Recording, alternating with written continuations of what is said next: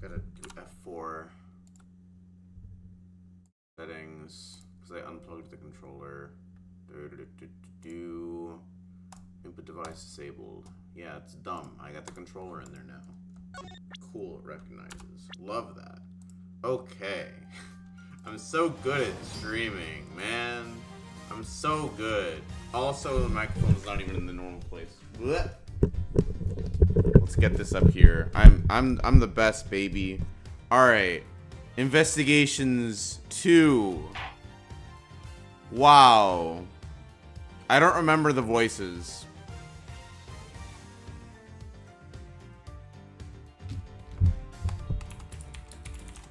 I'm just gonna send it, okay?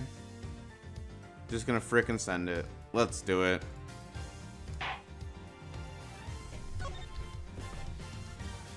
My eyes hurt. This is gonna suck.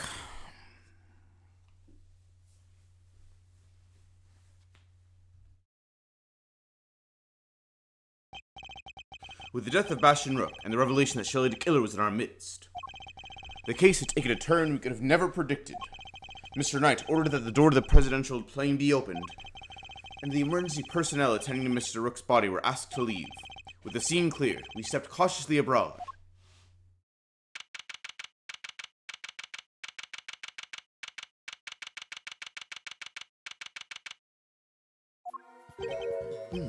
No president in sight. Now where could he be? Who knows? Ah, so he's hiding behind the bulkhead door over there, is he? As courageous in the face of danger as ever. Ha! Sorry to disappoint, but did you seriously expect him to be standing here, waiting to meet his assassin? As we have already established, my interest lies only in the successful conclusion of this investigation. Now, Mr. Edgeworth, if you would be so kind as to examine the body. Alright. My only option right now is to play along. The rest is up to you, Detective Gumshoe. So the attempted assassination of the president has become the murder of a bodyguard. Heh, you look like you could use a little help there, Mr. Edgeworth. Not that I need it, but yes. That's what I thought. There's nothing else for it. Kay Faraday, Great the Extraordinaire, will just have to take it from here. Oh, really? You mean you're going to solve the case for me? No. I thought not. But I will provide vital assistance. Now let's get to scouring this crime scene from top to bottom. It will take Detective Gumshoe a while to assemble our backup, so I'll need to draw this part of the investigation out for as long as possible.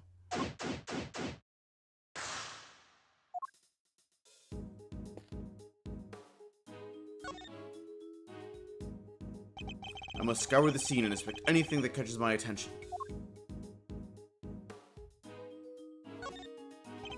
It's a bulletproof attaché case. Bodyguards use them to shield their clients from gunfire. There were some in Kay's photograph, too.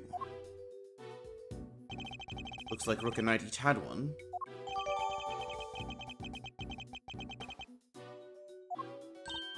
Oh hey, that's the photo I snatched. You can hardly steal a photo at a public event, Kay. But I'm snatching up a moment in time with every picture I take, you know? I take it snatch is your new favorite word. Maybe.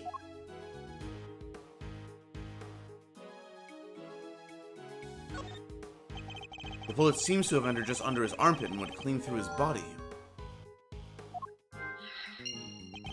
He was hidden in areas bulletproof vest didn't cover. Like it was on purpose or something, huh? The cause of death would appear to be loss of blood. Attempts were made to stanch it, but to no avail. The medics must have been brought in to try and save him. Sadly, it was too little too late.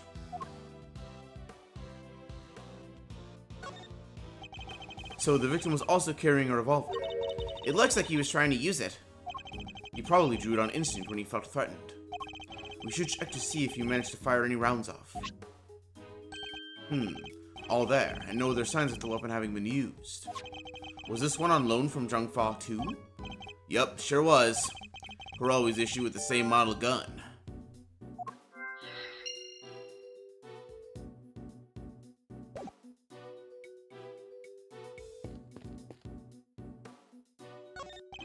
It's a bank of monitors displaying camera feeds from in and around the plane. I must scour the scene for likes and subscriptions. What on earth is this? Oh, that is the president's favorite plushie. It's a memento of something. Anyway, don't touch. But if that's the case, then why has it been left up there like nobody cares about it? Yeah, that is pretty weird. I certainly wouldn't be the first place I would think to display a beloved item. Wait, are those shards of glass underneath it? I thought something seemed strange about this cubbyhole, but now I'm sure of it. There was almost certainly another monitor here.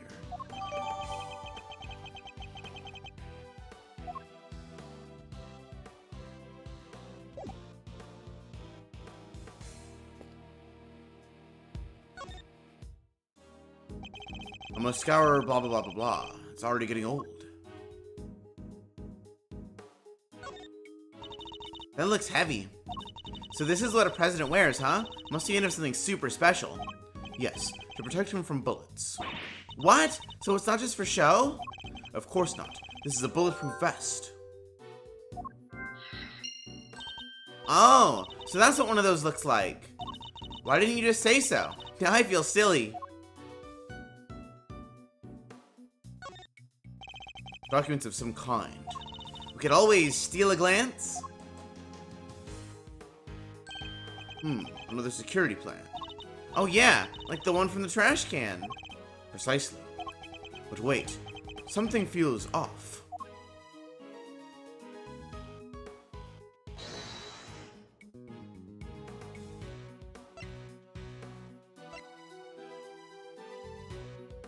Eureka!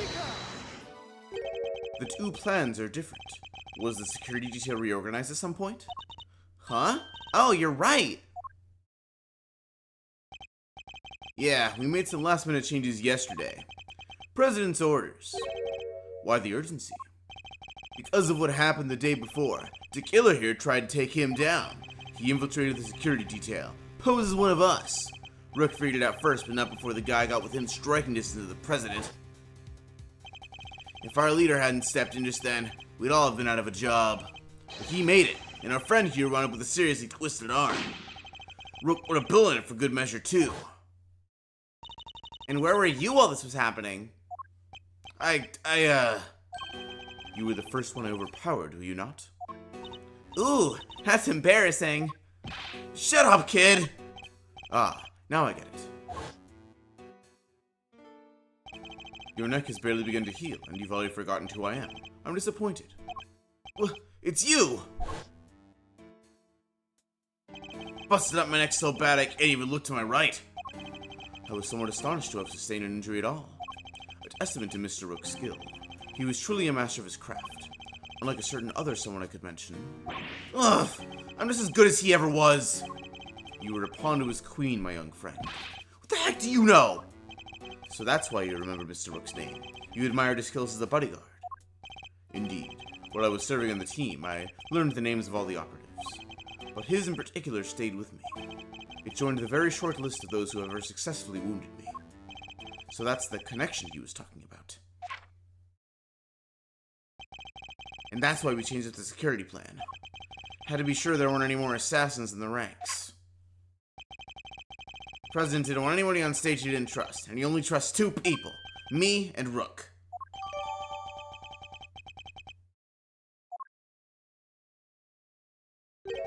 How does that explain your change of position? Oh yeah, he switched over to the right-hand side. I told you, I can't turn my neck to the right. I can only cover the president's left side. So I wound up moving to the right side of the stage.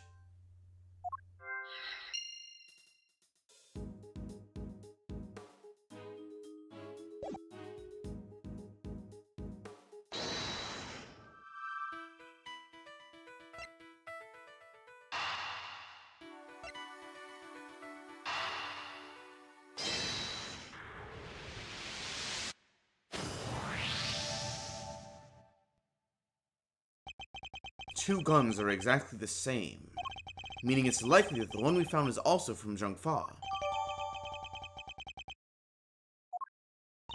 The bodyguards all got their guns from the Zhongfa authorities, right? Yes. Are they, like, super rare or anything?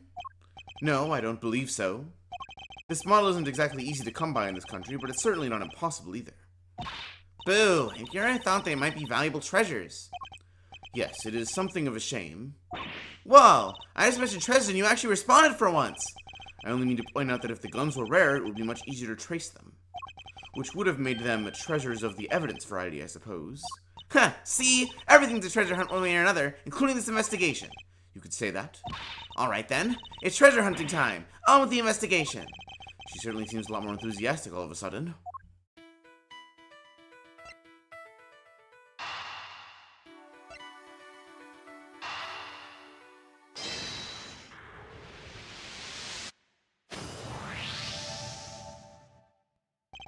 Two bullets were fired in total. We know this because 2 shots were heard. One traveled through the flag into the balloon. The other took Mr. Rook's life. But there's a bullet in the president's vest too, right? How is that possible? How indeed. The numbers don't add up. However, there is one possible explanation. There is? After passing through his body, the bullet that took Mr. Rook's life then found itself lodged in the vest. In other words, 2 of our bullets were in fact 1. No way! He's right. If the president hadn't been wearing that vest, things could have been a lot worse. And he wasn't injured at all by the impact. Even when obstructed by a vest, a bullet can inflict serious damage. Sure, I've known guys who got broken bones that way. But the president's okay. He's made of strong stuff. Sounds like he didn't even need a vest. Let's not get carried away here. I wanted that bullet's ballistic markings analyzed. Remind me what those are again? Guns leave a unique pattern of grooves on every bullet they fire. By examining these grooves, we can use them to identify which gun it came from.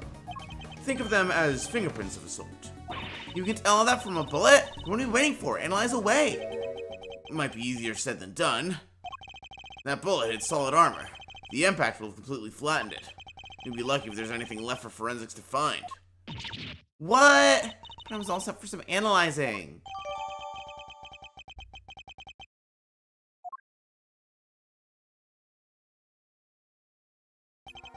That's quite enough investigating for now. Ugh. What is taking so long, Detective Gumshoe? Well, Mr. Edgeworth, have you solved the case? No, not yet. Is that so? Then perhaps interviewing another key witness might help you to do so. Another witness? Who? You don't mean... The most important witness of all. The man on the other side of that door. He really intends to have me question the president. Now, if you would be so kind as to summon him, Mr. Edgeworth. Stop right there, the killer. You're nuts if you think I'd let him anywhere near you. Well, Mr. President, I'm sure you are watching us through your security feed, aren't you? In which case, I politely request that you show yourself. That is, if you value your bodyguard's life. Ugh.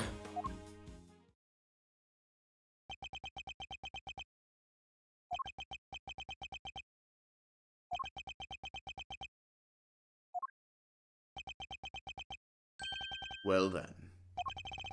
If nothing else, we now know what kind of a man you really are. But Mr. President! So stop! You can't do this! Let's all just calm down, alright? Come on, detective. Where the blazes are you? Eee! The lights! What's happening? Listen well, Mr. Edgeworth. I would advise you to stay very still. It seems I will not be granted my audience with the president after all. Even with Mr. Knight's life as my bargaining chip. No, stop! Yeah! Eek! Hey! You won't get away with this, the killer! I have seen enough, and now I know the truth. Where are you? Where did you go? Ugh! I leave the rest in your capable hands, Mr. Edgeworth.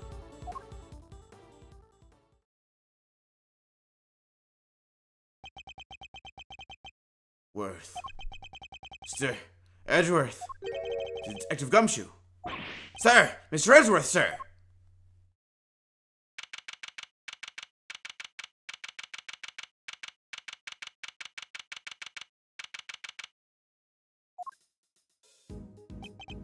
I must have been knocked unconscious. Sir, you're okay. Are you alright, Mr. Edgeworth? Never mind me. He didn't hurt you, did he, Kay? Nah, I'm fine. Only just woke up myself. My head will be sore for a while, but that's about it. So you can stop worrying. Detective, did you manage to stop the killer? Well, see, Ms. Lloyd came running out of the plane and, she told us he'd flown the coop.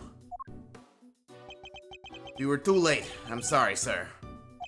Bodyguard over there told us something too. Seems there's an inflatable boat missing from by the window. The killer must have stolen it and rowed himself across the lake. What about the cordon around the park? I called everybody back to stake out the plane, including the guy stationed across the water. No! So he's completely slipped through our fingers. Not the best look for the department, but yeah. Hey, Edgeworth. Mr. Knight, you're alive. Yeah, no thanks to that murderer. Oh, that reminds me. I found this lying in the ground next to you, Mr. Edgeworth. A calling card, marked with a seashell. Guess you wanted to leave a message.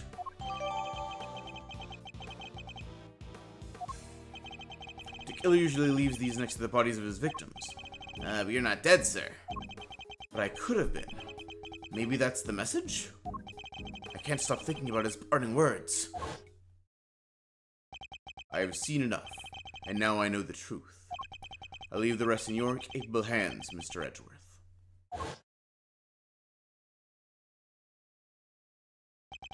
And now I know the truth.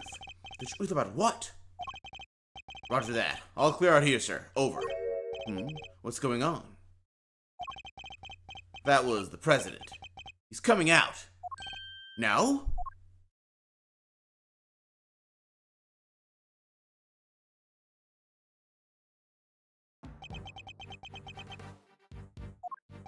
So he's the president of Zhengfa, Mr. Jijun Wang. And you are? It's an honor to meet you, Mr. President. My name is Miles Edgeworth. The honor is all mine, Mr. Edgeworth. I am Jijun Wang. Your efforts on behalf of Zhengfa have not gone unnoticed. You averted something of a crisis. He must be referring to the Adigarasu case. Thank you, sir. But all I did was solve a few local cases of murder. You are too humble. I have been observing your investigation. You are an impressive operator, Mr. Edgeworth. Even if the killer did get away. That's very kind of you to say. So he was watching through his security feed. Sadly, I must inform you that this is as far as your investigation goes. What do you mean? Hear me, foolish prosecutor, for I shall say this only once. Now is the praise me of his state of affairs, and from this point forward, the case will be handled by Zhengfa's police force, the finest in the world. Even with the killer out of the picture, they're still looking to get me thrown off the case. What do you think you're doing, pal? Nobody's asking Mr. Edgeworth like that. If it hadn't been for him, the killer would have... Detective. Forgive him, Mr. President. But I must confess to being somewhat confused. I fail to see how or why this case falls within Zhengfa's jurisdiction. You fail to see? Enough, Peter Prosecutor! You seek explanations from a head of state! I say no! 1,000 times no, I will not explain myself to you! Now hand over the evidence you have gathered and remove yourselves from this plane! I'd do as he says if I were you, Edgeworth.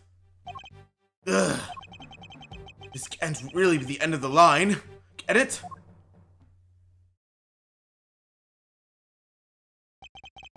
Case evidence handed to Mr. Knight. Why? Why let us come so far only to pull the case out from under us?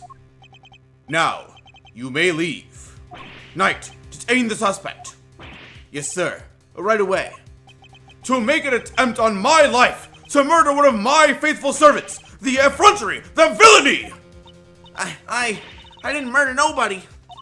Cause Shut your mouth, Miss Journalist.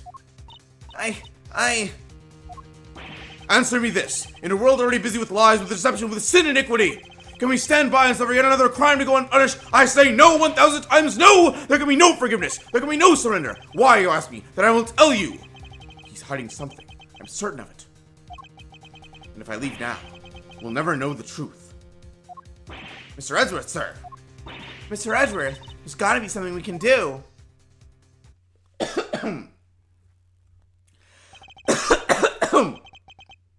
Think, Miles. Remember.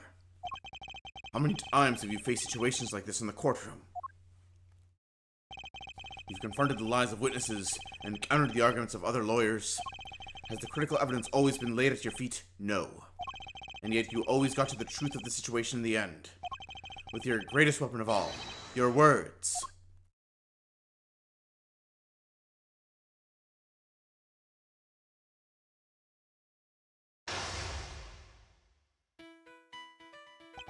Now, let's analyze the state of play. Begone, puny prosecutor! Or do you dare defy the direct order of a president? He's not going to listen. He clearly means to drown out any objection by means of pure rhetorical force. When an opponent is on the offensive, the best thing I can do is bide my time and wait for an opening. As he said himself, he's the head of state, a seasoned politician. He won't open himself up to attack easily. I can't let him bully me into submission. I have to stay calm and alert. If I can read his movements and expressions correctly, I may be able to find my moment. My first aim should be to find out why he is insisting on Zhang Fa taking over the case. The board is set. Time to make my opening gambit. Mind chess, commence! Please, about the case. Did I give you permission to speak? No, 1,000 times no!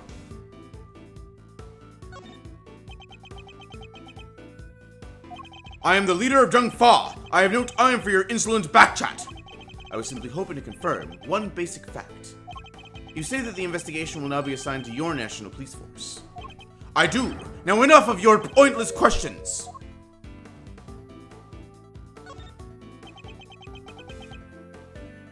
Huff, good boy.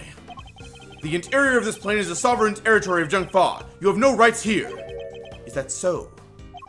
Could it be that our current location itself is significant somehow? I should keep that in mind. It could be a useful clue.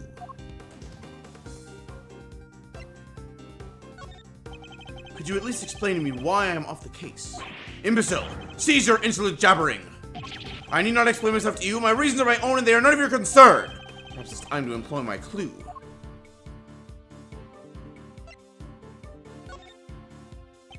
In the course of our conversation, I've deduced certain facts from your behavior, Mr. President. For example, deduced with 2 Ds, by the way. You seem particularly aggressive when discussing our current location. Humph! You smarmy Spartalek! As you said yourself, the presidential plane is the sovereign territory of Zhang Fa. And from that, we can infer that you believe the rules of extraterritoriality apply inside here. Is that correct? Enough! Cease your objectionable whining!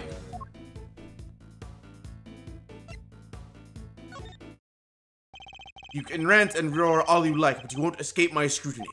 It was unmistakable. The moment I mentioned extraterritoriality, you became visibly agitated.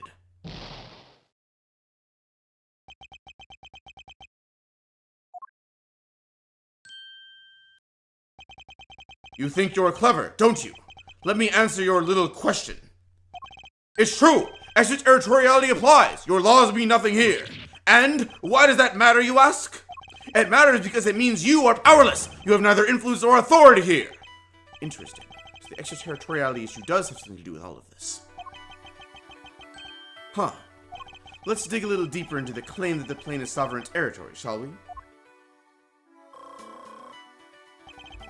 This next move will surely decide the victor. He may be the president, but nobody is that utterable. I just have to find the right angle of attack.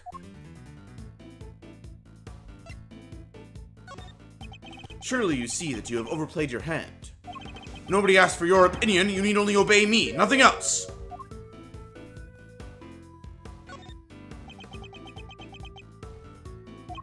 You dare tell me how to govern? How to lead? You dare contradict me? On the matter of Ms. Lloyd's guilt? Yes, I do. No, she is guilty! She is the culprit! There is nothing left to debate!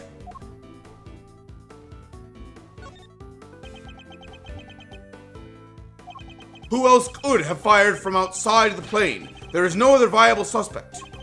Fascinating. So he's claiming that Ms. Lloyd fired at him from outside the plane. This could be a vital clue. You believe that extraterritoriality applies here, but can you prove it?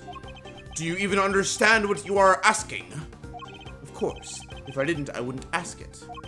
Have you no shame, calling into question the good word of one such as myself?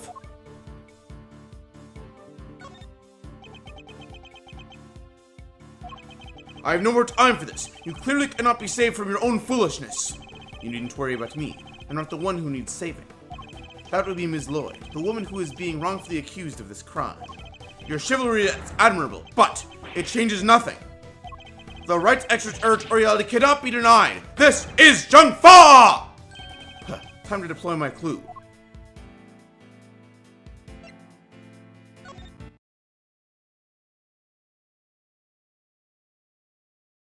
I may not be able to call the extraterritoriality of the presidential plane into doubt. However, according to you, she shot at you from outside the aircraft, correct? In which case, extraterritoriality could not possibly apply in this case. Your assertion is entirely without merit, and the detainment of Ms. Lloyd cannot be justified. How could I have bested by a mere prosecutor? But I am the president! The president! Checkmate.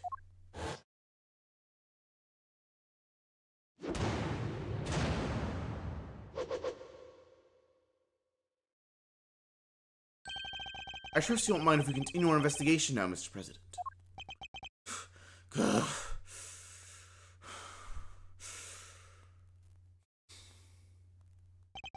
I hereby officially and unreservedly confirm my approval. Consider it a gesture of the magnanimity and generosity for which my good office is known. Yes, for without noble acts such as these, unmistakably and irrefutably, for which reason we hereby... There can be no other outcome, for our goals are lofty and our hearts...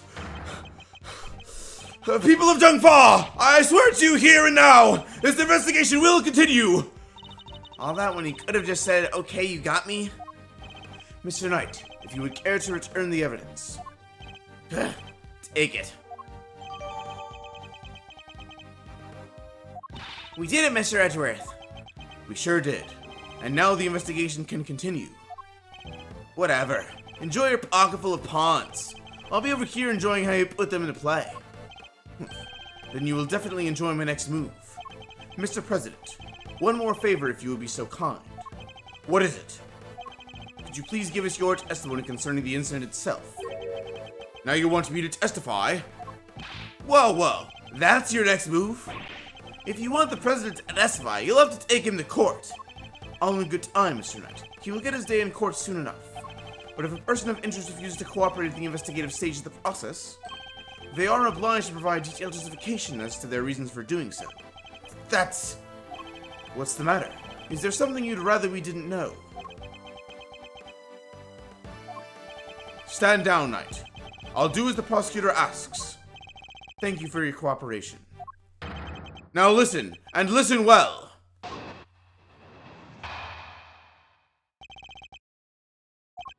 Where was I when the incident occurred? The stage, of course. Suddenly, Rook and Knight jumped in front of me. Then, bang! A shot rang out and a plain, unblemished balloon of red exploded nearby. Not hesitating for an instant, my bodyguards tried to escort me back to the safety of the plane. And then, the second shot. The bullet went right through Rook and lodged itself in the bulletproof vest I was wearing. I guess if you look at it in one way, the president is also a victim here. Yes, the victim of an attempted assassination. Rook was simply in the wrong place at the wrong time. But that makes it even weirder. Why would the target of a crime try to obstruct the investigation? My guess is that there's something behind all this that he doesn't want made public. A cover-up, huh? I knew there was more of this case than meets the eye. And the president isn't the only one who knows the truth. Isn't that right, Mr. Knight? Time to get to the bottom of this once and for all.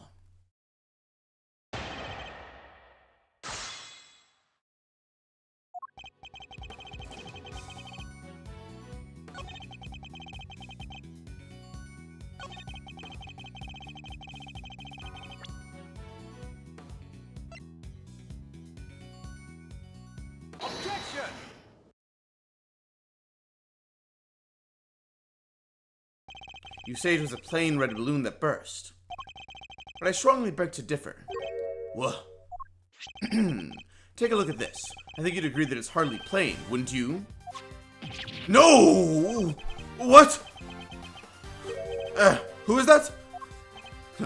Mr. President, meet the Steel Samurai. I would have hoped you might recognize him. Especially if you were hoping to ingratiate yourself with the people of this country. Yeah, you need to watch the Jammin' Ninja too, he's amazing. So you see, the balloon that was struck by the bullet was anything but plain. It was in fact of the Steel Samurai. But the briefing mentioned 2 plain red balloons. And there they are, right on the security plane. They do look pretty plain, don't they? Just simple round balloons. Knight, what is the meaning of this? Explain yourself. Yes, Mr. President. It seems the Steel Samurai balloon was borrowed at the last minute, sir. Borrowed? That's what we were told. I guess they only reported the incident to us bodyguards, though. Seems there was a little trouble here on site last night. One of the original balloons burst somehow. So they swapped it in as an emergency replacement? Yeah, one of the stall holders happened to have it. From what I hear, he was more than willing to lend it out. A very happy-go-lucky kind of guy, they said. A happy-go-lucky stall holder with a steel samurai balloon to spare. Huh. They filled just the bottom part up with air to make it look like the other ornamental balloon. So while it was a steel samurai balloon, it was made to look like a plain red one above water. Is that the long and short of it? Knight, why was I not informed of this? Sorry, sir. We didn't think it was a pressing issue.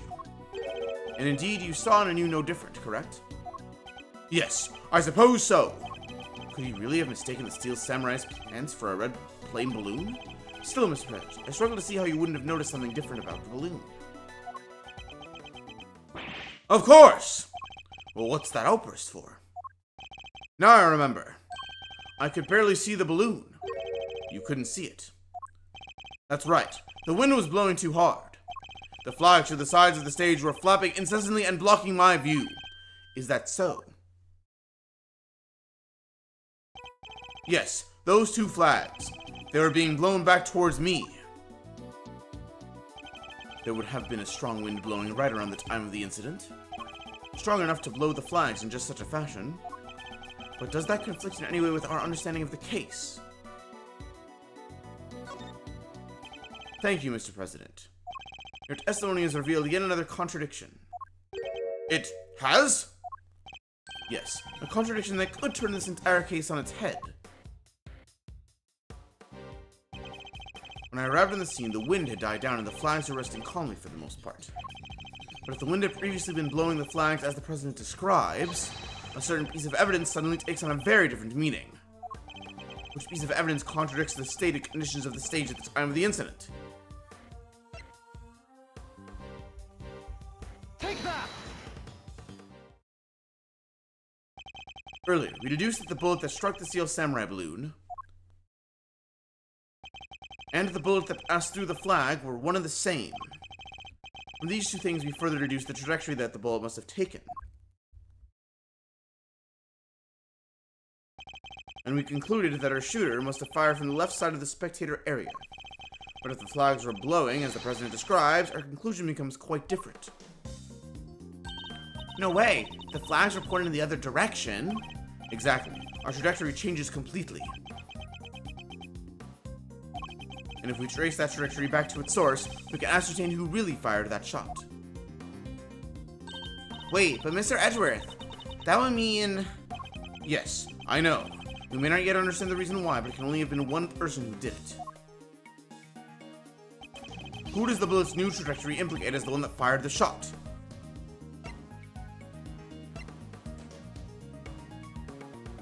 Take that! The person who fired that shot was none other than you, Mr. Knight! Well, what? The path from the balloon back through the flag leads directly to the spot where you were standing.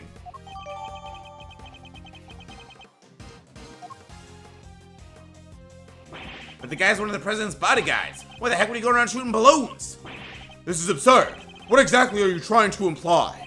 That Mr. Knight, a man who has saved my life countless times, is my would-be assassin? Seriously, Edgeworth, we've put up with a lot from you, but this... We're President Wang's bodyguards. We're the pieces put on the board to protect the king. I'll handle this, Knight. Sorry, sir. Mr. Edgeworth, the wind was indeed blowing quite fiercely around the time of my speech. But the wind can pick up and die away in an instant, can it not?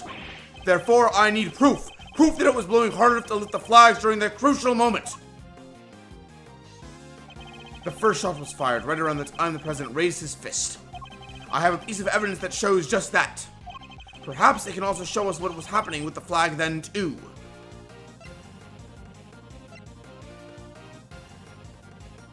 Take that! Your proof is in this picture right here. This should be good. Which picture? Where? We can see which way the flag was really blowing, right here. Take that! Well, do you deny that it clearly shows the flag?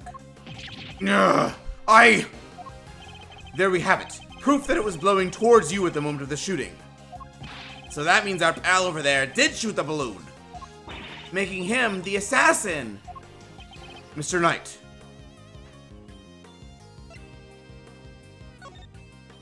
Mr. Knight is not the assassin. He may have shot the balloon, but the president was on the other side of him entirely. Therefore, he can't have been aiming at his boss. Yeah, besides, why would I even shoot the balloon? What would be the point? And watch how you answer, or I'm heading for something else next. There was a point. I'm sure of it. If I can figure out what it was, perhaps I can finally put this whole conundrum to rest. Knight definitely shot the balloon. That fact alone changes everything about the case.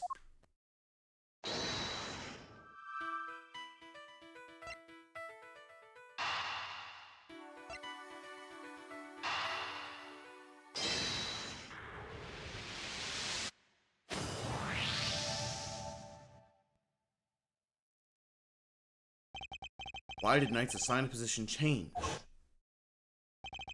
I told you, I can't turn my neck to the right. I can only cover the president's left side. So I wound up moving to the right side of the stage. But is that the only reason? Let us suppose that the plan hadn't changed. The Knight had remained posted on the left.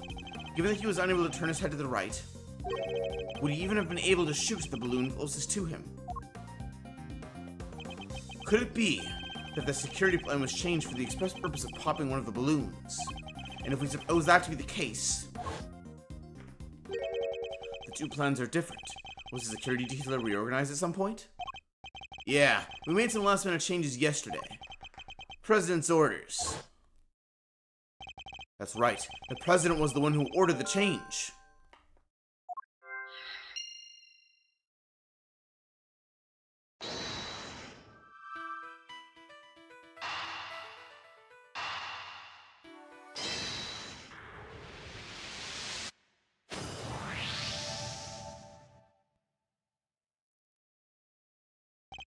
If I'm reading things right, the president knew in advance about the balloon shooting. Which means he must have had foreknowledge he would be in someone's crosshairs today as well. And if that's true, then everything else that's been bothering me falls neatly into place. How did the shooter get a gun past such heavy security? And why would they then carry out the shooting wearing such a conspicuous item of clothing? Why use a laser sight that would give away their location in an instant? And how did the president suffer no injuries at all despite a direct hit to his vest? These are the questions that Knight and the president don't want us to consider. There's only one possible reason for Mr. Knight to have fired his gun. To create the illusion of an assassination attempt. What? Huh? Idiot! You do understand what you're saying. Oh, I understand all too well. I understand everything now. Most of all, I understand why you were so keen to take this investigation off my hands, Mr. President. You wanted your real plans to remain hidden. How dare you speak to me that way? Is this some sort of sick joke? Oh, it's no joke, I assure you. It is simply the truth, as revealed by the careful application of logic and reasoning, nothing more. The first shot was fired by Mr. Knight with the specific intention of hitting that balloon. The sound of gunfire and the bursting of the balloon were guaranteed to cause a panic. And then, he fired again. He did? Yes, he fired 2 bullets, both of which were aimed at the balloon. As for why he did so, it's because the second shot was designed to create the impression that the president had been hit. So then, what's the deal with the one in the vest? I'm willing to bet that bullet was planted there long before the shooting ever occurred. Murph! So Mr. Heroic President didn't take a bullet after all. That's not true! I was shot, I tell you! We'll be able to verify that for ourselves and take a closer look at the bullet. At the very least, we can expect to find traces of Mr. Rick's blood on it, correct? But you said it yourself! You found the shooter in photograph, the person with the red hood! I thought I made myself clear. The trajectory points to only one possible shooter, Mr. Knight. Then where does Tabby fit into all this? She was simply one part of their plan. In order to place the suspicion elsewhere, they set about creating a fake assassin. The highly suspicious person with the red hood. I have yet to ascertain exactly how complicit Ms. Lloyd was in the whole scheme, but I can say with some confidence that none of the shots were fired by her. I suspect her only job was to point a laser sight at the president. That's right. Then I was asked with turning your jacket inside out the moment the crowd flew into a panic, yes. Thus making the mysterious red-hooded shooter disappear in the blink of an eye. Then, when the gun and the security plan were later found in the trash can, it would have all appeared to have been the work of an assassin so skilled they could vanish into thin air. But then the case would have gone cold. Exactly what our friends here were hoping for. Makes sense now why they wanted you off the case. Indeed, because the entire affair was a cheap ruse perpetrated by the president himself.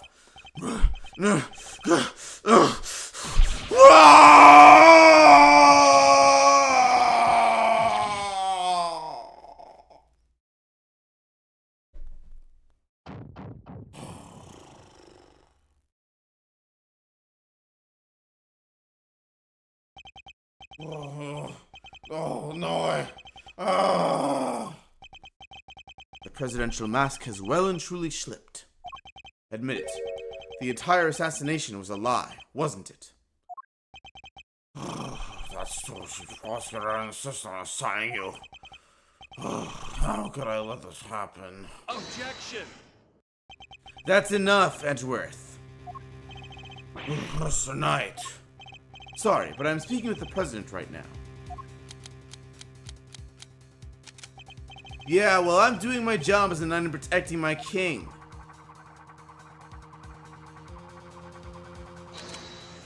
So go ahead, keep running your mouth. Perhaps it would be better if we stuck to threatening each other with words. He wouldn't, would he? Nah, I don't need this thing to shut you up. Alright, my move. Question. You claim I fired my gun from on stage. How do you figure I did that in front of a crowd of thousands? An excellent point. Time for my counter move, I suppose. You had a certain something that allowed you to conceal your actions. A certain something, huh? Mighty specific. What did Knight use to hide his actions from the crowd?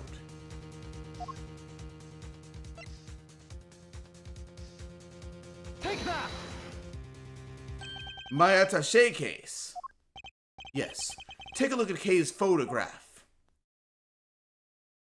Your right hand is completely obscured by the case.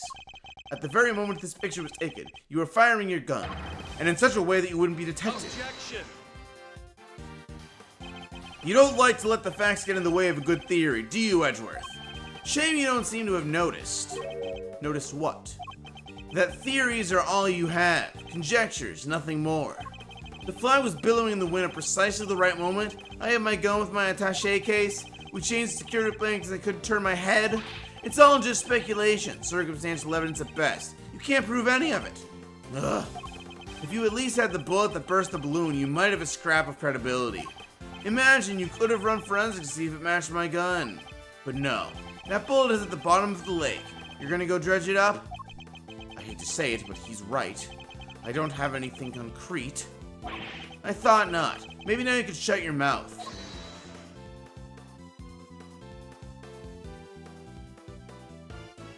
Ms. Lloyd. Of course, she could shed some light on this whole situation. I just need to get her to talk. What's the matter? Something you want to say, Ms. Journalist? No, never mind. That's what I thought. Ms. Lloyd. I need you to be brave. If you don't speak up, the truth will be lost forever. You are a journalist, after all, are you not?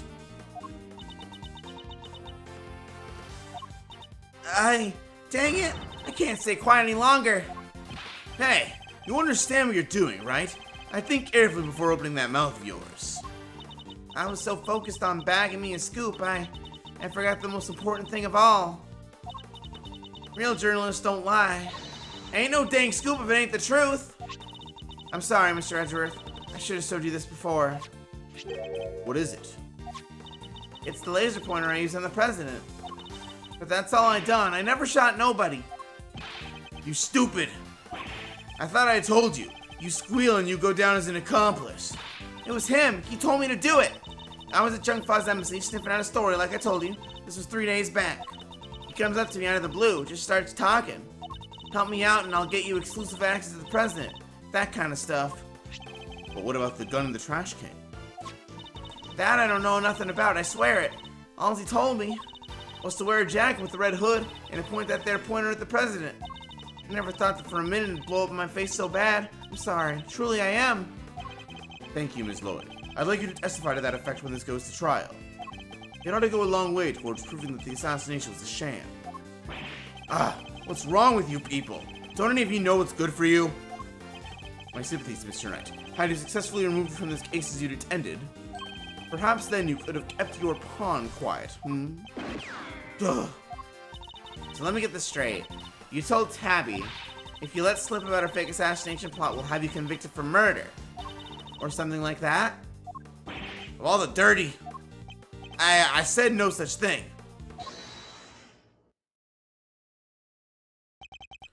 President Wong. Give it up, Knight. It's time we came clean. It's our only choice. So, Mr. President, you admit it. You admit that there was a plot to fake an assassination attempt. I do. I'm sorry. But why? Why do something like that? My popularity has been on the wane back home.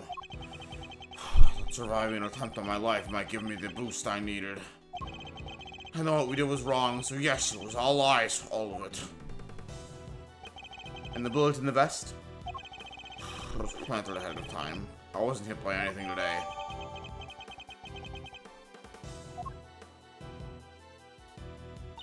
But then, what was up with the killer?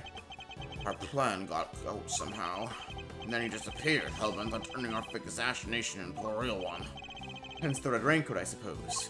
He hoped to get in close enough as the fake assassin to finish the job. There's one thing I don't understand, though. Oh? And what would that be? I didn't have to die. The whole thing was fake. How did he wind up getting killed for real? That's true. And therein lies the real question. He was a fine bodyguard, the best, in fact. He may not have been a native of Junkla, but he was someone I could fully trust. Mr. Rook must have been really something to gain the trust of someone who would hide from his own shadow. Sounds like he was as trustworthy to President as I am to you, huh, sir? I believe that's for me to say, Detective, not you. Mr. Rook must have known about the plan too, then, correct? He wasn't aware of any specific details, so not really. I tried to involve him, but he refused. And you would have done well to listen to him. The tragedy. The life of a good man has been wasted. What was so great about him anyway?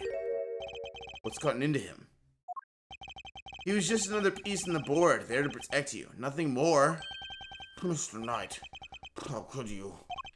Who was it that actually went along with your plan, huh, Mr. President? Well, that pious coward backed down when you needed him to step up the most.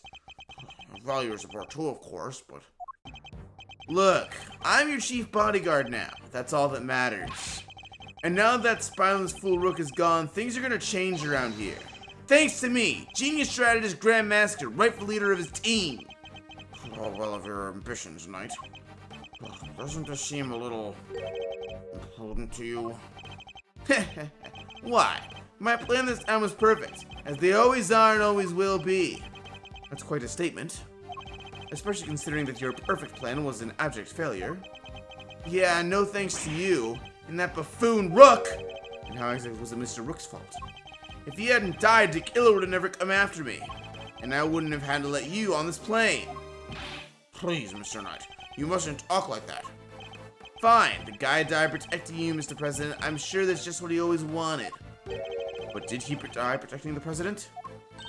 Wait, I thought the whole assassination thing was fake. Aw, come on. Do I have to say everything twice? We planned a fake assassination, but somebody else came along and tried to make it real. 2 shots were fired, remember? Like you said, Edgeworth, one of them was the bullet I shot through that balloon. But the second? That wasn't me. Oh, really? Then who did fire it? The real assassin, but not the killer. His plan was to come after the president with a knife.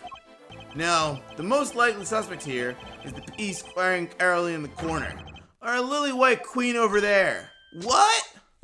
Ms. Lloyd? Again with this. I am not your dang assassin. But is that really true? I, for one, don't believe it. The gun in the trash can. It can only belong to you.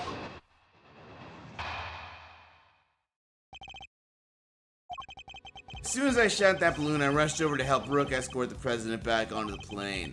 I left Rook here in this room while I secured the president to the safe room. When I came back out, Rook was lying there on the ground. Miss Journalist must have shot Rook while we were escorting the president off stage. That single killer shot was fired by the gun you found in the trash can. So you don't actually know when the victim was struck by the bullet, do you? The knight doesn't protect the Rook, Edgeworth. He protects the king. You want to translate? He means that his only concern was protecting the president. Lose the king and you lose the game. Isn't that the first rule of chess? But a win in which you keep each sacrifice is a hollow victory indeed. Doesn't matter, it's still a victory. I kept the president safe. I win! Well, it's a bit early to be calling our little match in any case, for this is where our battle really begins.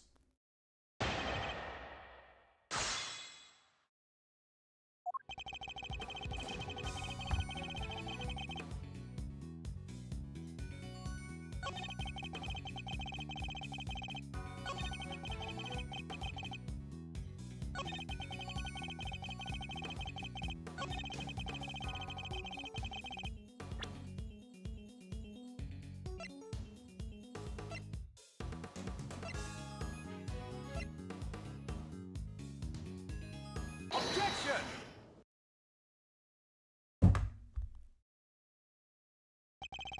So you contend that it was you who shot the balloon and Miss Lloyd who shot Mr. Rook. Are you sure about that? Sure, I'm sure. Well, what you've proposed would indeed match up with the total number of shots heard. The gun from the trash can itself has also been fired twice. Now, why would the supposed number of shots heard from this gun differ from the number of spent rounds? It's simple, because it was planted by the real perpetrator of the crime. Somebody faked the evidence? Yes, and if you think about it, their reason for doing so is obvious. To ensure that whoever found the gun would conclude that the shooter had been in the spectator area. And in order to do that, they had to make it seem as both shots had come from this one weapon. I get it. So that's why it's got 2 spent rounds, huh? Precisely. As we have already proven, the bullet that burst the balloon came from a different weapon. Which makes it entirely possible that the bullet which killed Mr. Rook didn't come from this gun either. Heh. Nice work, Edgeworth. That's some high-grade sleuthing. But why don't you get to the point? You've come this far, spit it out. Oh, I intend to, don't worry. The person who really shot Mr. Rook was...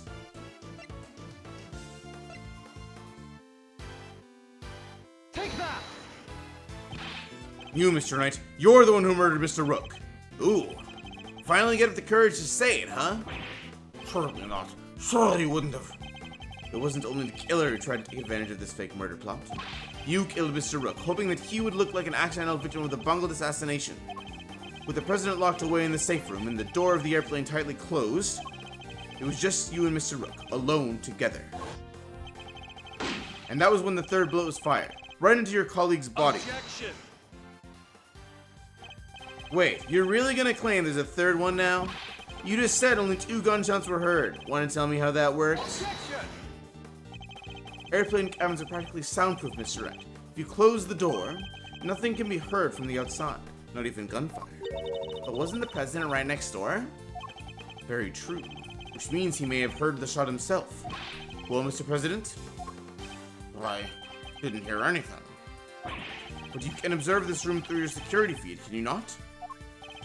The camera in this room isn't normally on. I have to manually switch it on when I enter the safe room.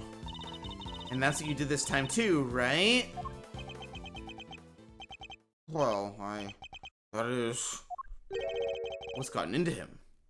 Mr. President, this is vitally important.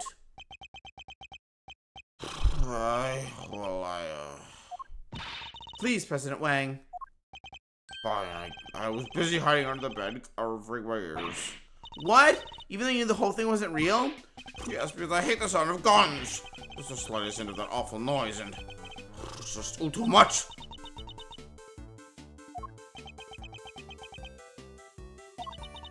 Ooh, that there is sadder than a pot of overcooked crawfish.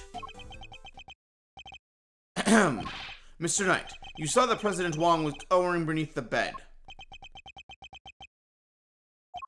And what's more, you knew from the monitor bank that the security camera for this room hadn't been switched on. Which means you knew that the circumstances were perfect for you to fire the third shot straight at Mr. Rook. Knight, how could you? Really have betrayed my trust so horribly. You think I killed the old halfwit? You don't trust me much, huh? This is the thanks that I get for putting my life on the line for you day after day. I want to believe you, but I don't get it. I just don't get it. What is there to doubt here? Why, you don't believe that the girl over there could have done it? No, because this gun isn't the murder weapon. We know this from the number of bullets fired. Yeah, well, how do you know that it wasn't a spent bullet from the start? What? Someone could have fired a bullet from that gun yesterday or the day before. Then today, another bullet. The bullet that hit Rook. That's pure speculation, pal, and you know it. Maybe. But can you prove it's not true? Not with any certainty, no. You're nothing without conclusive proof, so come on. A single piece of evidence, straight through my heart. I dare you. Well, what are you waiting for? Ugh. There must be something. Wasn't there, Mr. Entworth? We can't prove it. Tabby's... Please, Ruffles. I messed up. I know I did. I should have never have done what I did, not even for a scoop. But murder? Nah, that ain't me. Ain't a murderous bone in my body. Conclusive proof.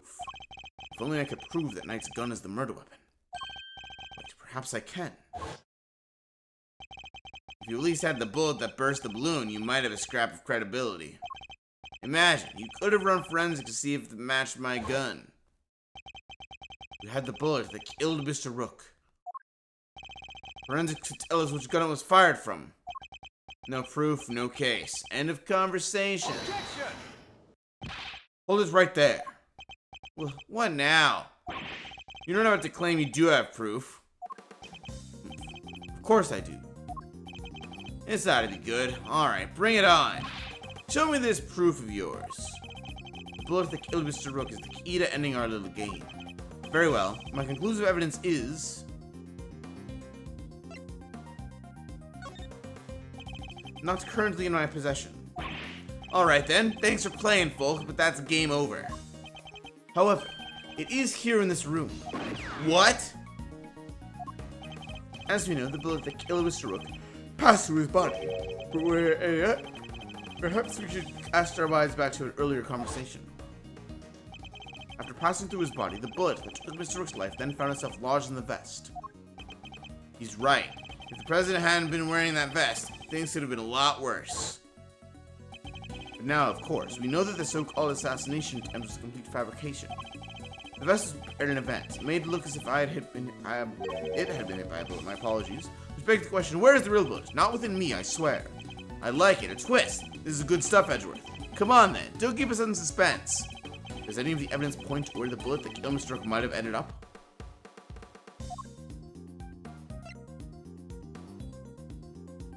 Take that! There's something very clearly missing from this room. Yes, a prosecutor with some common sense. Take a look at the bank of security monitors. Oh, I see you've caught on, Mr. President. Splendid.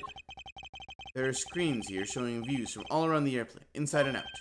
The only external angle not covered is the right-hand side of the aircraft. That's because one of the monitors is missing. Grr. There was a monitor in that space previously, wasn't there, Mr. President? But there was. I have no idea what my plush is doing there now, though. It appears to be someone's vain attempt to hide what is obviously lacking. But where did it go and why? The why is easy enough to answer because it was struck by a bullet. For if we were to believe that the bullet in the vest was the real deal, then anything that hinted at the existence of another bullet had to be removed. So where did the missing monitor go? Where indeed? I believe that it must be hidden somewhere on this plane. After all, there wouldn't have been time to dispose of it outside the aircraft. Detective Gumshoe, conduct a search if you would. Right away, sir. Mr. President, extraterritoriality, remember? I have no objection to the search. Please, go ahead. It will help us discover the truth behind what happened to Rook. I will not stand in your way. What are you? I don't believe this. Rook this, Rook that. Don't you ever think about anybody else. The search has been authorized, Detective, if you wouldn't mind.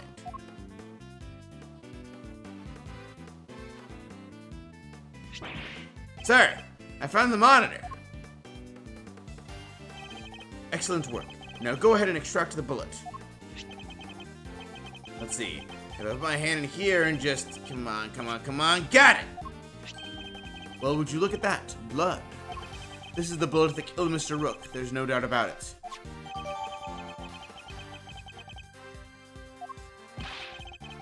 And there you have it, Mr. Knight. The single piece of evidence you requested straight through your heart. Even you must now admit, if this bullet didn't come from the spectator gun, then Ms. Lloyd cannot be Mr. Rook's killer. What? Nope, if you come back? Detective, how forensic analyze the bullet for striations and compare them to the gun we found. Yes, sir. We'll get the evidence you need, you can count on it.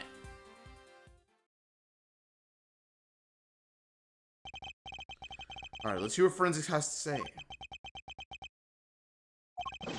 Findings are as follows, sir. Firstly, the blood in the bullet is indeed that of the victim, proving that it was the bullet that killed Mr. Rook. Secondly, we found Mr. Knight's fingerprints on the gun, probably from when I handed all of the evidence over to him.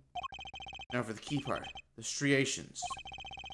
If they don't match them, Ms. Lloyd is in the clear. Lastly, the striations in the bullet are a match with his weapon. What? But how could that be? No way! Aw, come on! There's no doubt about it, sir. This is the gun that fired the bullet. How? Well, isn't that something? Conclusive proof that I was right. What's the matter? You didn't think you had me back into a corner, did you? Guess you misread the board. 'Cause the only one back into a corner here is you.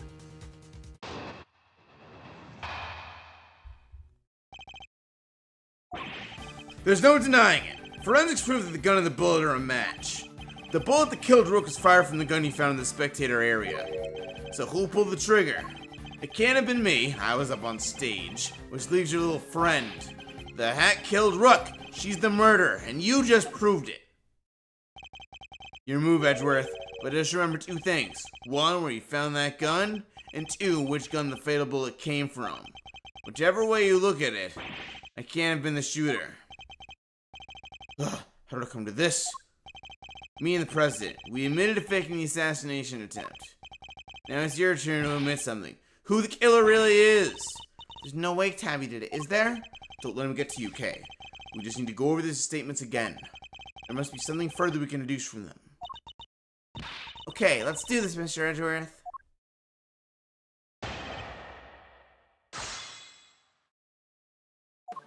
There's no denying it. Forensics prove that the gun and the bullet are a match. No, that's... Objection! What was it you said? That forensics would back you up? How does it feel to be shot in the chest by your own conclusive proof, huh? Not so good, I imagine. The bullet and the gun are a match, Mr. Edgeworth. That kind of has to mean that Tabby pulled the trigger, no? Even so, I simply cannot accept that. But sir, there's no denying the evidence. Isn't. So what am I missing? If I assume Ms. Lloyd to be innocent, then the gun and the bullet shouldn't be a match. What is it, Kay? I was just thinking, if the evidence points to something that doesn't seem possible, then maybe there's something wrong with it. You're asking me to call the evidence into question? Well, there's no way Tabby did this, right? So if the evidence says that she did, then the problem must be there. You seem pretty sure about this. Call it my greatest intuition. Intuition. Huh, still, she could be right. I simply don't believe Ms. Lloyd to be a malicious liar, which means... As someone who believes that evidence is everything in court, the irony is not lost on me, but... If I were to call the piece of evidence into question, it would be... If something untoward is going on here, it would have to involve the weapon, the bullet. After all, you only just recovered the bullet a little while ago. Furthermore, we know that Mr. Knight had an opportunity to handle the gun. Now hand over the evidence you have gathered, and remove yourselves from this plane. I'd do as he says if I were you, Edgeworth. Ugh. This can't really be the end of the line, can it? Indeed, get an ample opportunity. Here's the crime. Which means it must belong to...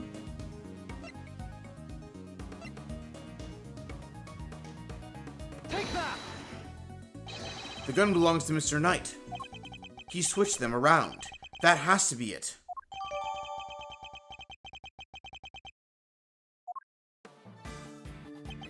The bullet that killed Rook was fired from the gun you found in the spectator area.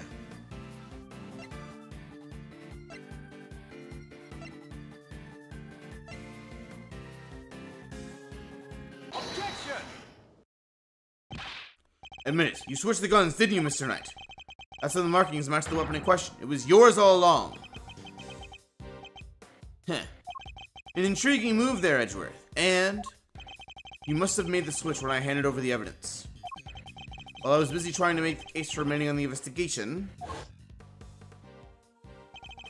you took the laser sight from the gun we found in the trash can and put it on your own. Then, not long afterwards, you handed that gun back to me instead of the one we found. I did, huh? You think I somehow knew you'd find, let alone run forensics on that bullet sometime in the future? Is that so strange? You're a chess player, after all. A man well used to thinking several moves ahead.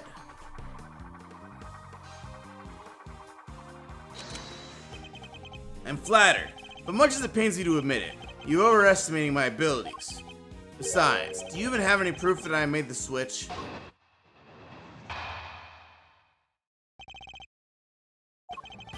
The gun is the same model as mine. Weird, sure, but it's just a coincidence. And look, there's a laser sight attached. Also, take a look into the cylinder. 2 spent bullets. Just what we'd expect to see. So what proof do you have that I switched the original gun out from mine, huh? None, that's what. You say I'm overestimating your abilities. You surprise me. What can I say? I'm a modest guy. More modest than you, that's for sure. Everywhere except at the chessboard, that is. Well, I don't see a chessboard here, do you? Shame. Still, guess that gives you a nice excuse. I didn't mess up. I just didn't have the right evidence. I didn't think I'd be the one making excuses. Rather, I didn't mess up. They just got lucky with the evidence will be your excuse, I'd imagine.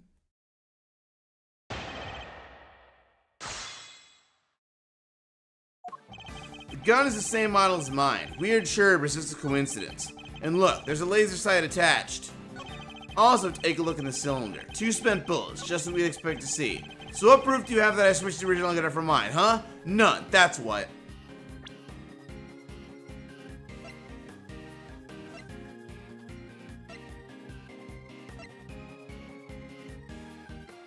Objection!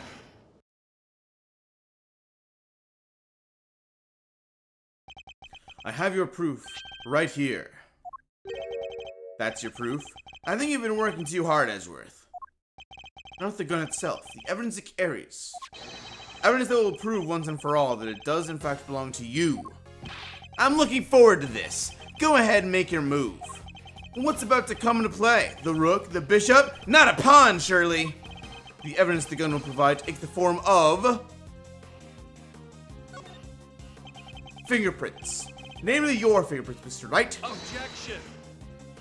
My prints. Pa! Of course my prints are on the gun. You handed it right to me when you gave it the evidence. How could they not be on there? What if I told you there are prints on a part of the gun that you shouldn't have touched at any point? What? Where? You can't prove that. Oh, but I can. There is a place where your fingerprints could never have been left if things happen as you say. Allow me to present the final piece of evidence that will bring our game to its rightful conclusion.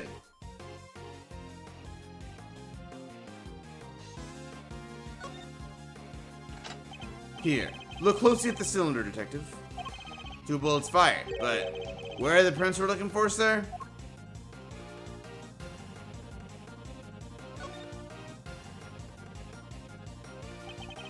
You did indeed switch the guns when I handed you the evidence, but if that were all you had done, your deception would have been easily detected, as the number of bullets fired by each gun is different. There were 2 spent bullets in the gun we found. Yeah, but what about Mr. Knight's gun? You know that he fired 2 bullets from the stage into the balloon, and he fired another bullet into Mr. Rook, ending his life. So 3 bullets in total, plus the few odd ones he let loose in shock during the game. After each shot, he reloaded his gun out of habit. With his bare hands, of course. Yeah. Officer, where exactly were Mr. Knight's fingerprints found? The ones you mentioned in your report. Sure, they're found on the exterior of the weapon, but also on the bullets themselves. But I'm not sure they could have gotten there just from one handling you the evidence, Mr. Knight. Grr! That's... And there we have it. Proof that you did indeed switch the guns. This gun, the one which fired the bullet that killed Mr. Rook, is yours! And in taking his life, you are the true assassin! I didn't... Checkmate. Ugh. Ugh. No!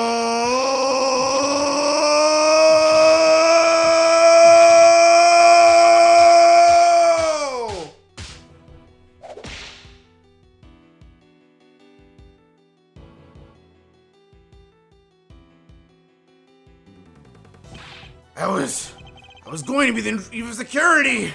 That blasted Rook, if it hadn't been for him, I would have been in charge of it now! I would have been in control of the whole team! My plan was perfect. The fake assassination was supposed to be flawless.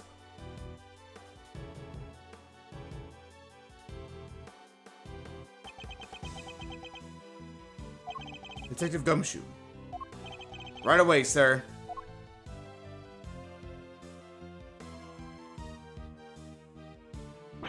Curse you, Wedgeworth! Our game isn't over yet. I'm afraid this is as far as we go for today. The next moves we play will be in the courtroom. But it's not fair! It's not fair!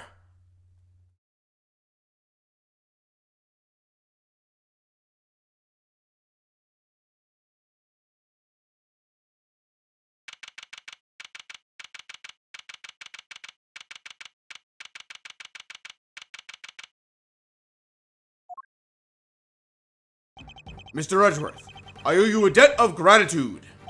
You exposed the murderer within the ranks of my own personal guard. I will not soon forget that. He's suddenly very presidential again now that we're back outside the plane. I saw it, you know, when I first proposed the fake assassination to him. You want me to handle it, not Rook? Rook refused, but I can rely on you, can't I? Of course, sir. You can count on me. I'll put together a plan that can't possibly fail. And he'll play his part like the pawn he is. The hatred in his eyes was plain to see. He despised poor Rook. I was not entirely comfortable about moving forward with Knight in charge of our little deception. And looking back, I think he sensed my discomfort. I can't help thinking I played a part in his decision to end Rook's life. Mr. President, none of this would have happened if you hadn't plotted to make an attempt on your life. That was your crime, and it is a crime you will have to live with. You are right. I can only apologize for the part I played, and I will no doubt be made to pay for my actions in one way or another. But I thank you nonetheless. You solved the riddle of Rook's demise, and for that I shall be eternally grateful. I will be here in your country for a little while longer yet. But when I have returned home, perhaps you will visit us in Jungfa. You will always be welcome.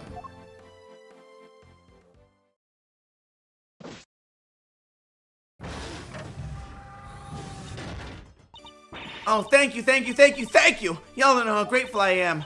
Also, that ends well. Miss Lloyd, the accusation of murder made against you is of course entirely groundless. But the fact remains that you were a willing participant in the staged assassination attempt. The police will no doubt wish to speak to you about the matter. You should be aware that you may well be punished for your actions. I know, and I'm awful sorry about everything, truly I am. I understand your desire for a scoop, but there are limits. There sure are.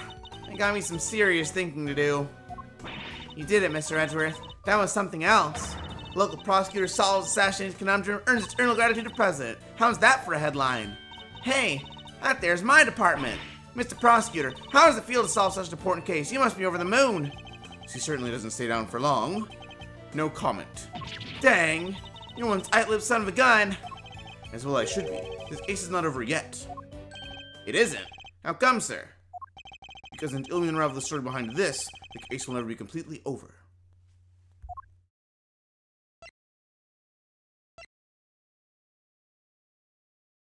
Take that! The killer's calling card? Mr. the Killer is yet to complete his assignment. You mean he might still try to murder the president? I hope I'm wrong, but if I'm not, this could all blow up into something more sinister yet. As one would expect with the attempted assassination of a president, the case was all over the news, and my preparations for Mr. Knight's trial were constantly interrupted by requests from the press. There wasn't a person in the land who didn't know about the case. Everybody was talking about it. But in the midst of the frenzy that followed, nobody noticed that this was only the first move in a game far bigger than any of us could have imagined.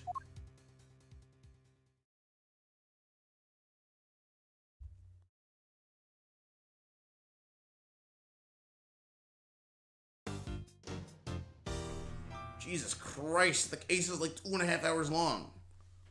Longer than Turnabout Trump, even. Yeesh.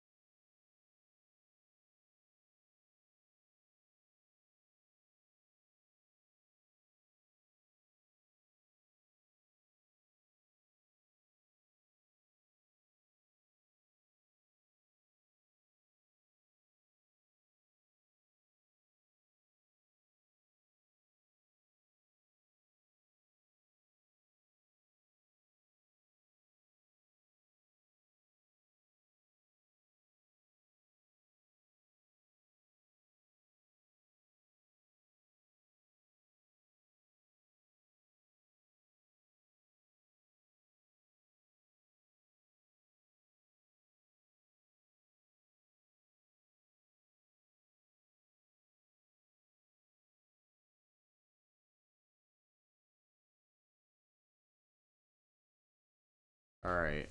Should I continue? I'm not sure. Probably not? Question mark? I mean, I have the time to do it. But at the same time, I don't know.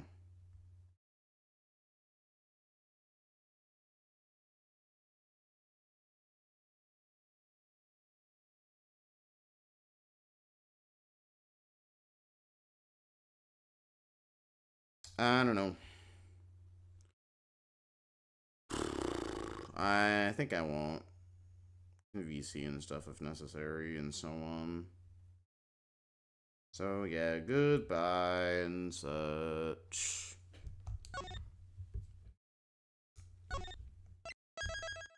The final testimony.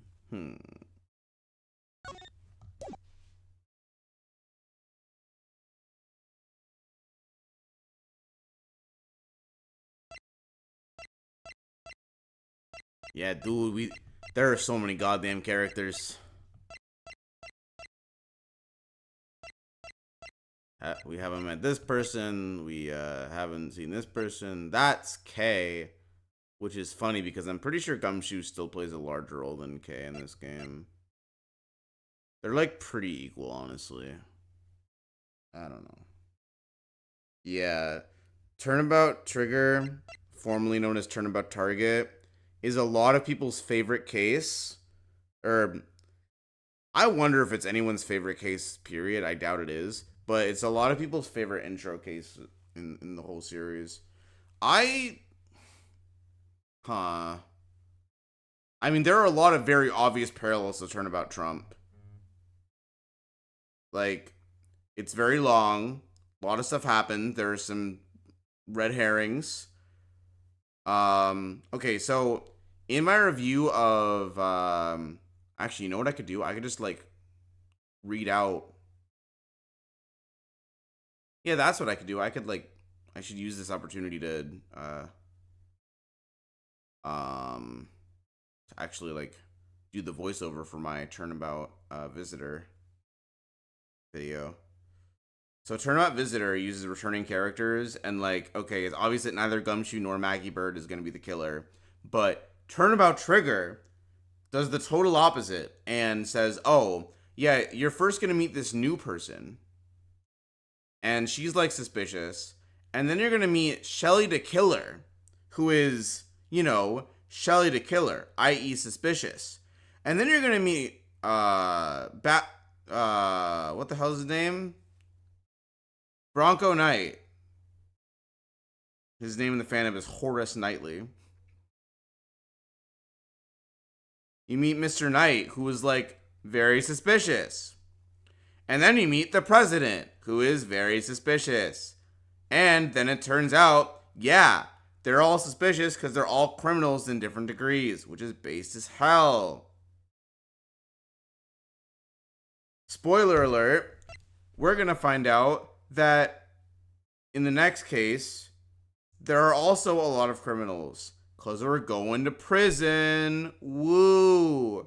Everyone's favorite field trip. Going to prison. Okay, I'm going to stop streaming now. Jesus Christ.